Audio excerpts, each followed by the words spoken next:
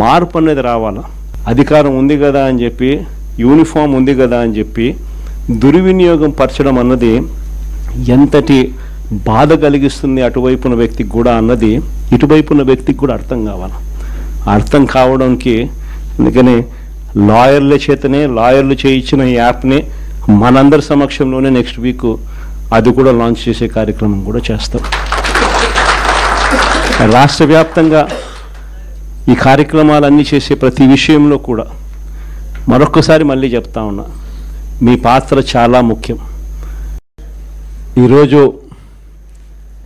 రాష్ట్రంలో ఉన్న ప్రత్యేకమైన పరిస్థితులు ఏమిటో, ఈ ప్రత్యేక పరిస్థితుల మధ్య మీరు పోషిస్తూ ఉన్న పాత్ర ఏమిటో నేను వేరే చెప్పాల్సిన అవసరం లేదు. నిజంగా ఈరోజు పార్టీకి అన్ని రకాలుగా ఒక పెద్దన్న పాత్ర ఎవరైనా పోషిస్తూ ఉన్నారు అంటే అది న్యాయవాదులేనే చెప్పాలి. అడగకపోతే అమ్మైనా అన్నం పెట్టదన్నట్టుగా, కోరకపోతే దేవుడైనా కూడా వరం ఇవ్వడం అన్నట్టుగా, పిటిషన్ వేయకపోతే, న్యాయస్థానంలో మీరు నిలబడకపోతే న్యాయం కూడా దక్కే పరిస్థితి కూడా ఉండదు. కలియుగం అన్నది ఏమిటి అన్నది ఈ చంద్రబాబు నాయుడు గారి పరిపాలన చూస్తే ఈ 14 నెలల్లో ఓహో ఇదేనా కలియుగము అని చెప్పి అనిపించే పరిస్థితి ఎవరికైనా కూడా అనిపిస్తుంది.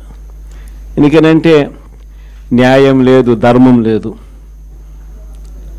తమకు గిట్టని వాళ్ళు ఎవరైనా ఉంటే, తమకు నచ్చని వాళ్ళు ఎవరైనా ఉంటే, తమకు వ్యతిరేకంగా స్వరం వినిపించే వాళ్ళు ఎవరైనా ఉంటే తట్టుకునే పరిస్థితి లేదు, జీర్ణించుకునే పరిస్థితి లేదు. ఎలాగైనా తీసుకొని పోయి వాళ్ళని జైల్లో వేయాలి, ఎలాగైనా తీసుకొని పోయి వాళ్ళని చిత్రహింసలు పెట్టాలి, ఎలాగైనా కూడా వాళ్ళ పరువును తీయాలి అనే ఒక నీచమైన సంస్కృతి ఈరోజు మనం చూస్తూ ఉన్నాం. ఒక మనిషిని జైల్లో పెట్టడము అని అంటే తన పరువును, తన ప్రతిష్టలతో ఆడుకోవడం. అవన్నీ తెలిసి కూడా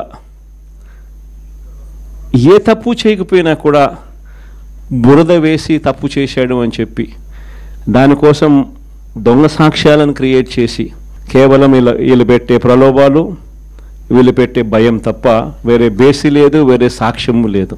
ఇలాంటి పరిస్థితుల మధ్య రావాలి అని అంటే అది మళ్ళీ మీ భుజస్కంధాల మీదనే ఉంది. కాబట్టి మీరు పోషించే పాత్ర చాలా ఇంపార్టెంట్ పాత్ర. మరీ ముఖ్యంగా కష్టకాలంలో ప్రతిపక్షంలో ఉన్నప్పుడు వైఎస్ఆర్ పార్టీకి నిజంగా పెద్దన్నగా మీరు చేస్తూ ఉన్న పాత్ర ఎప్పటికీ కూడా పార్టీ మర్చిపోదని సందర్భంగా తెలియజేస్తాను. ఎవరికి కూడా ఊహించని విధంగా కూడా, ఇంతకుముందు గతంలో ఎప్పుడు జరగని విధంగా కూడా లీగల్ కమ్యూనిటీకి మరీ ముఖ్యంగా ఫస్ట్ టైం లా కంప్లీట్ చేసుకుని తమ కాళ్ళ మీద తాము నిలబడడానికి సిద్ధంగా ఉన్న యంగ్స్టర్స్కు, యంగ్ లాయర్స్కు ప్రభుత్వం అప్పట్లో క్రమం తప్పకుండా సహాయ సహకారాలు అందిస్తూ లా నేస్తం పేరిట అండగా నిలిచిన చరిత్ర కూడా ఇంతకుముందు ఎప్పుడు జరగల.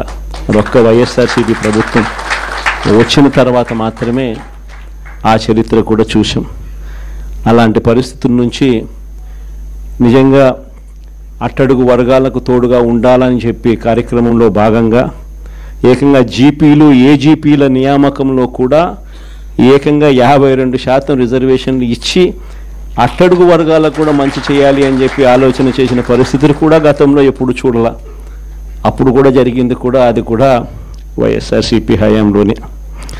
న్యాయవాదులకు సంక్షేమ నిధి కోసం 100 కోట్ల రూపాయలు వాళ్ళకు కేటాయింపులు చేసి అందులో 25 కోట్ల రూపాయలు ఖర్చు కూడా ఎప్పుడైనా జరిగింది అని అంటే అది కూడా వైఎస్ఆర్సీపీ ప్రభుత్వ హయాంలోనే. న్యాయవాదుల సంక్షేమ నిధికి కాకుండా ఇన్సూరెన్స్ పథకానికి కూడా 1/3 వంతు వాటాను కూడా ప్రభుత్వమే చెల్లించిన పరిస్థితులు కూడా ఎప్పుడైనా ఉన్నాయి అని అంటే అది కూడా వైఎస్ఆర్సీపీ ప్రభుత్వంలో. ఇవన్నీ కూడా దేవుడి దయతో ఇవన్నీ కూడా అప్పట్లో గర్వపడే విధంగా న్యాయవాదులందరికీ కూడా మనం మంచి చేశాము అని చెప్పి గర్వంగా పార్టీ చెప్పుకునే విధంగా కూడా చేయగలిగాం. కానీ ఈసారి మాత్రం మీ అందరికీ ఇంకొక కొత్త విషయం చెప్తా. జగన్ 2లో, వైఎస్ఆర్సీపీ 2లో చూస్తూ 1.5 సంవత్సరం అయిపోయింది. కళ్ళు మూసుకొని కళ్ళు తెరిసేసరికి ఆ మిగతా 3 ఏళ్ళు కూడా అయిపోతాయి. ఆ 3 ఏళ్ళు అయిపోయిన తర్వాత వచ్చేది మాత్రం ఈసారి ఖచ్చితంగా మన ప్రభుత్వమే వస్తుంది.